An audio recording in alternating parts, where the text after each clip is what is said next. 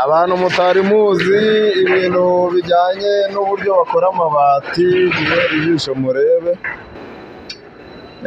Abazungu baradusize, rero ni uku bigenda. Imashini ngiyi, ibati riragenda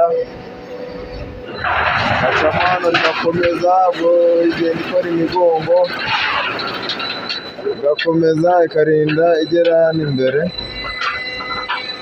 Hanyuma biterwa na metero kare basetinze mu imashini kugira ngo bakore ibati bashaka.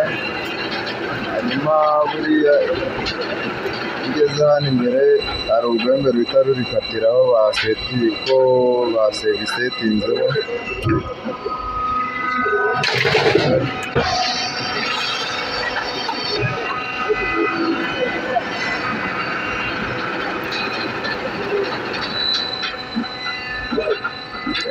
Dore nguko biba bimeze. Ubwo imashini igiye gukata, aho ngaho ibati irabikase. Ni uko biba bimeze guys.